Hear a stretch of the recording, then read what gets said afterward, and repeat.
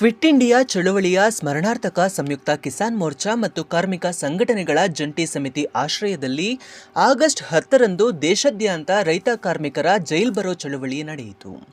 ಕೃಷಿ ಉತ್ಪನ್ನಗಳಿಗೆ ಕನಿಷ್ಠ ಬೆಂಬಲ ಬೆಲೆಗೆ ಕಾನೂನು ಖಾತರಿ, ರೈತರ ಸಾಲ ಮನ್ನಾ, ರೈತರ ಒಪ್ಪಿಗೆ ಇಲ್ಲದೆ ಕೃಷಿ ಭೂಮಿ ಸ್ವಾಧೀನ ಮಾಡದಿರುವುದು, ಮುಕ್ತ ವ್ಯಾಪಾರ ಒಪ್ಪಂದಗಳನ್ನು ಕೈಬಿಡುವುದು, ಕಾರ್ಮಿಕರ ಹಕ್ಕುಗಳ ರಕ್ಷಣೆ ಸೇರಿದಂತೆ ಹಲವು ಬೇಡಿಕೆಗಳನ್ನು ಮುಂದಿಟ್ಟುಕೊಂಡು ಪ್ರತಿಭಟನೆಗಳು ನಡೆದವು.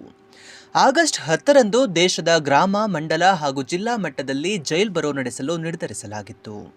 ಪಶ್ಚಿಮ ಬಂಗಾಳ, ಹರಿಯಾಣ, ತ್ರಿಪುರ, ಮಹಾರಾಷ್ಟ್ರ, ಕೇರಳ, ಆಂಧ್ರಪ್ರದೇಶ, ರಾಜಸ್ಥಾನ ಹಾಗೂ ತಮಿಳುನಾಡು ಸೇರಿದಂತೆ ಹಲವು ರಾಜ್ಯಗಳಲ್ಲಿ ರೈತರು ಮತ್ತು ಕಾರ್ಮಿಕರು ಪ್ರತಿಭಟನೆ ನಡೆಸಿ ಕೇಂದ್ರ ಸರ್ಕಾರದ ಕೃಷಿ ಹಾಗೂ ಕಾರ್ಮಿಕ ನೀತಿಗಳ ವಿರುದ್ಧ ಆಕ್ರೋಶ ವ್ಯಕ್ತಪಡಿಸಿದರು. ವಿವಿಧೆಡೆ ರಸ್ತೆ ತಡೆ, ಧರಣಿ, ಮೆರವಣಿಗೆ ಹಾಗೂ ಕಾನೂನುಭಂಗ ಚಳುವಳಿಗಳ ಮೂಲಕ ಪ್ರತಿಭಟನೆ ನಡೆಸಿ ಪೊಲೀಸರು ಪ್ರತಿಭಟನೆಕಾರರನ್ನ ವಶಕ್ಕೆ ಪಡೆದರು. ದೇಶದ ಕೃಷಿ ಮತ್ತು ಕಾರ್ಮಿಕ ಕ್ಷೇತ್ರದ ಮೇಲೆ ಪರಿಣಾಮ ಬೀರುವ ನೀತಿಗಳ ವಿರುದ್ಧ ರೈತ ಕಾರ್ಮಿಕ ಸಂಘಟನೆಗಳು ಒಟ್ಟಾಗಿ ಧ್ವನಿ ಎತ್ತಿದವು.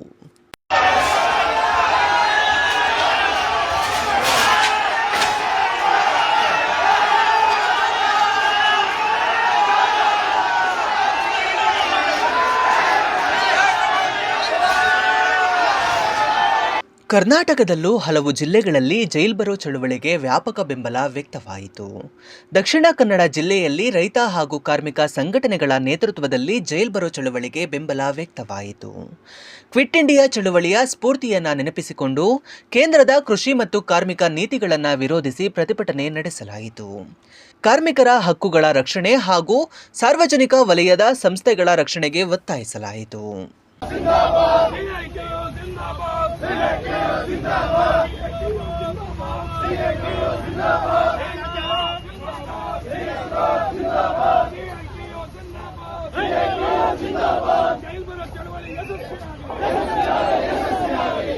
ಉಡುಪಿ ಜಿಲ್ಲೆಯಲ್ಲಿಯೂ ರೈತರು ಹಾಗೂ ಕಾರ್ಮಿಕ ಸಂಘಟನೆಗಳು ಜೈಲ್ ಬರೋ ಚಳುವಳಿಯಲ್ಲಿ ಭಾಗವಹಿಸಿ ಕೇಂದ್ರ ಸರ್ಕಾರದ ನೀತಿಗಳ ವಿರುದ್ಧ ಪ್ರತಿಭಟನೆ ನಡೆಸಿದರು. ಕೃಷಿ ಕ್ಷೇತ್ರದ ಸಮಸ್ಯೆಗಳಿಗೆ ಪರಿಹಾರ ಕಲ್ಪಿಸಬೇಕು, ರೈತರಿಗೆ ಕನಿಷ್ಠ ಬೆಂಬಲ ಬೆಲೆಗೆ ಕಾನೂನು ಖಾತರಿ ನೀಡಬೇಕು ಹಾಗೂ ಕಾರ್ಮಿಕ ವಿರೋಧಿ ನೀತಿಗಳನ್ನು ಕೈಬಿಡಬೇಕು ಎಂದು ಒತ್ತಾಯಿಸಿದರು. ಇವತ್ತು ಬಂಡವಾಳಗಾರರ ಸರ್ಕಾರ, ಬಂಡವಾಳಗಾರರು ಮತ್ತು ಸರ್ಕಾರ ಕೂಡಿಕೊಂಡು ಇವತ್ತು ಮಾಲೀಕರಿಗೆ ಹೇಳಿಕೊಟ್ಟು ಮಾಲೀಕರು ಇವತ್ತು ಅದನ್ನ ಕೊಡೋದಿಲ್ಲ ಅನ್ನುವಂತ ರೀತಿ ತೀರ್ಮಾನ ಮಾಡಿದ್ದಾರೆ. ಒಂದು ವೇಳೆ ಆ ರೀತಿ ತೀರ್ಮಾನ ಮಾಡಿದ್ರೆ ಈಗ ಸಿಗ್ತಿರುವಂತ ಕನಿಷ್ಠ ಕೂಲಿಯೂ ಕೂಡ ಸಿಗೋದಿಲ್ಲ ಅನ್ನುವಂಥದ್ದನ್ನು ನಾವು ಗಮನಿಸಬೇಕು. ಇದ್ರ ವಿರುದ್ಧ ಕನಿಷ್ಠ ಕೂಲಿ ಪರಿಷ್ಕರಣೆ ಏನಾಗಿದೆ ಆ ಪರಿಷ್ಕರಣೆ ಮೊದಲನೇದಾಗಿ ಜಾರಿ ಮಾಡಬೇಕು. ಯಾದಗಿರಿಯಲ್ಲಿ ರೈತರು, ಕೃಷಿ ಕೂಲಿ ಕಾರ್ಮಿಕರು, ಅಂಗನವಾಡಿ ಕಾರ್ಯಕರ್ತೆಯರು ಹಾಗೂ ಬಿಸಿಯೂಟದ ನೌಕರರು ಸೇರಿದಂತೆ ವಿವಿಧ ವರ್ಗದ ಕಾರ್ಮಿಕರು ಜೈಲ್ ಬರೋ ಚಳುವಳಿಯಲ್ಲಿ ಪಾಲ್ಗೊಂಡರು. ಜಿಲ್ಲಾಧಿಕಾರಿ ಕಚೇರಿ ಎದುರು ಪ್ರತಿಭಟನೆ ನಡೆಸಿ ರಾಜ್ಯ ಹೆದ್ದಾರಿ ತಡೆದ ಹಿನ್ನೆಲೆಯಲ್ಲಿ ಪೊಲೀಸರು ಹಲವರನ್ನ ವಶಕ್ಕೆ ಪಡೆದರು. ಕೇಂದ್ರದ ರೈತ ಕಾರ್ಮಿಕ ವಿರೋಧಿ ನೀತಿಗಳನ್ನು ಹಿಂಪಡೆಯುವಂತೆ ಪ್ರತಿಭಟನೆಕಾರರು ಆಗ್ರಹಿಸಿದರು. ಮಂಡ್ಯದಲ್ಲಿ ರೈತ ಮತ್ತು ಕಾರ್ಮಿಕ ಸಂಘಟನೆಗಳ ನೇತೃತ್ವದಲ್ಲಿ ಜೈಲ್ ಬರೋ ಪ್ರತಿಭಟನೆ ನಡೆಯಿತು. ನೂರಾರು ಕಾರ್ಯಕರ್ತರು ಪ್ರತಿಭಟನೆಯಲ್ಲಿ ಭಾಗವಹಿಸಿ ಕಾರ್ಮಿಕ ವಿರೋಧಿ ನೀತಿಗಳನ್ನು ಹಿಂಪಡೆಯಬೇಕು ಹಾಗೂ ಕೃಷಿ ಭೂಮಿಯ ಸ್ವಾಧೀನವನ್ನು ತಡೆಯಬೇಕು ಎಂದು ಒತ್ತಾಯಿಸಿದರು. ಪ್ರತಿಭಟನೆಕಾರರು ರಸ್ತೆ ತಡೆ ನಡೆಸಿದ ಸಂದರ್ಭದಲ್ಲಿ ಪೊಲೀಸರು ಹಲವರನ್ನ ವಶಕ್ಕೆ ಪಡೆದರು. ಹೊಸಪೇಟೆ ಸೇರಿದಂತೆ ವಿಜಯನಗರ ಜಿಲ್ಲೆಯಲ್ಲಿಯೂ ಕಾರ್ಮಿಕ ಸಂಘಟನೆಗಳು ಜೈಲ್ ಬರೋ ಚಳುವಳಿಗೆ ಬೆಂಬಲ ಸೂಚಿಸಿದವು. ರೈತರು ಮತ್ತು ಕಾರ್ಮಿಕರ ಹಕ್ಕುಗಳ ರಕ್ಷಣೆಗೆ ಆಗ್ರಹಿಸಿ ಪ್ರತಿಭಟನೆ ನಡೆಸಲಾಯಿತು. ಕೇಂದ್ರದ ಕೃಷಿ ಮತ್ತು ಕಾರ್ಮಿಕ ನೀತಿಗಳನ್ನು ವಿರೋಧಿಸಿ ಪ್ರತಿಭಟನೆಕಾರರು ಘೋಷಣೆಗಳನ್ನು ಕೂಗಿದರು. ರಾಯಚೂರು ಜಿಲ್ಲೆಯಲ್ಲಿಯೂ ರೈತರು ಮತ್ತು ಕಾರ್ಮಿಕರು ಜೈಲ್ ಬರೋ ಚಳುವಳಿಯಲ್ಲಿ ಭಾಗವಹಿಸಿ ಕೇಂದ್ರದ ನೀತಿಗಳ ವಿರುದ್ಧ ಪ್ರತಿಭಟನೆ ನಡೆಸಿದರು. ಕೃಷಿ ಭೂಮಿ ಸ್ವಾಧೀನ, ಕಾರ್ಮಿಕರ ಹಕ್ಕುಗಳು ಹಾಗೂ ರೈತರಿಗೆ ನ್ಯಾಯಯುತ ಬೆಲೆ ಸೇರಿದಂತೆ ವಿವಿಧ ಬೇಡಿಕೆಗಳನ್ನು ಮುಂದಿಟ್ಟುಕೊಂಡು ರಸ್ತೆ ತಡೆ ನಡೆಸಿದರು. ತುಮಕೂರು ಜಿಲ್ಲೆಯಲ್ಲಿಯೂ ರೈತ ಹಾಗೂ ಕಾರ್ಮಿಕ ಸಂಘಟನೆಗಳ ನೇತೃತ್ವದಲ್ಲಿ ಜೈಲ್ ಬರೋ ಚಳುವಳಿಗೆ ಬೆಂಬಲ ವ್ಯಕ್ತವಾಯಿತು. ಕೇಂದ್ರ ಸರ್ಕಾರದ ರೈತ ಕಾರ್ಮಿಕ ವಿರೋಧಿ ನೀತಿಗಳನ್ನು ಖಂಡಿಸಿ ಪ್ರತಿಭಟನೆ ನಡೆಸಿ ರೈತರ ಕೃಷಿ ಉತ್ಪನ್ನಗಳಿಗೆ ಕನಿಷ್ಠ ಬೆಂಬಲ ಬೆಲೆ ಹಾಗೂ ಕಾರ್ಮಿಕರ ಹಕ್ಕುಗಳ ರಕ್ಷಣೆಗೆ ಒತ್ತಾಯಿಸಲಾಯಿತು. ಕೊಪ್ಪಳದಲ್ಲಿಯೂ ರೈತರು ಮತ್ತು ಕಾರ್ಮಿಕ ಸಂಘಟನೆಗಳು ಜೈಲ್ ಬರೋ ಚಳುವಳಿಗೆ ಬೆಂಬಲ ಸೂಚಿಸಿದವು. ಕೃಷಿ ಕ್ಷೇತ್ರದ ಸಂಬಂಧಿತ ನೀತಿಗಳನ್ನು ಬದಲಾಯಿಸಬೇಕು, ರೈತರಿಗೆ ಬೆಲೆ ಖಾತರಿ ಒದಗಿಸಬೇಕು ಹಾಗೂ ಕಾರ್ಮಿಕರ ಹಕ್ಕುಗಳನ್ನು ರಕ್ಷಿಸಬೇಕು ಎಂದು ಪ್ರತಿಭಟನೆಕಾರರು ಆಗ್ರಹಿಸಿದರು. ಬಳ್ಳಾರಿ ಜಿಲ್ಲೆಯಲ್ಲಿಯೂ ರೈತರು ಮತ್ತು ಕಾರ್ಮಿಕರು ಜೈಲ್ ಬರೋ ಚಳುವಳಿಯಲ್ಲಿ ಪಾಲ್ಗೊಂಡು ಕೇಂದ್ರದ ನೀತಿಗಳ ವಿರುದ್ಧ ಆಕ್ರೋಶ ವ್ಯಕ್ತಪಡಿಸಿದರು.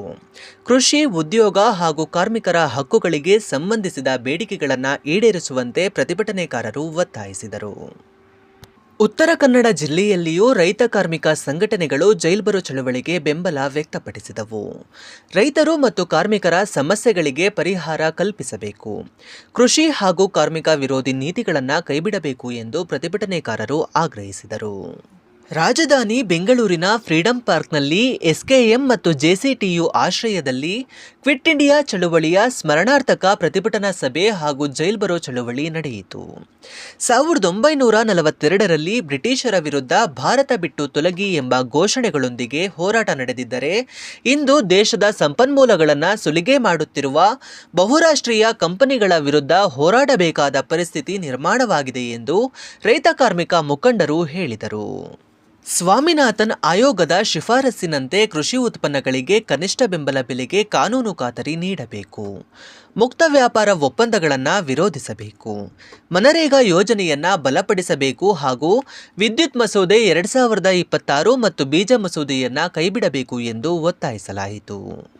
ರಾಜ್ಯ ಸರ್ಕಾರ 4 ಕಾರ್ಮಿಕ ಸಂಹಿತೆಗಳಿಗೆ ಸಂಬಂಧಿಸಿದಂತೆ ಕಾನೂನು ರೂಪಿಸುವಾಗ ಕಾರ್ಮಿಕರ ಹಿತಾಸಕ್ತಿಯನ್ನು ಕಾಪಾಡಬೇಕು ಹಾಗೂ ಈಗಾಗಲೇ ಜಾರಿಗೊಳಿಸಿರುವ ಕನಿಷ್ಠ ವೇತನವನ್ನು ಕೂಡಲೇ ಅನುಷ್ಠಾನಗೊಳಿಸಬೇಕು ಎಂದು ಆಗ್ರಹಿಸಲಾಯಿತು.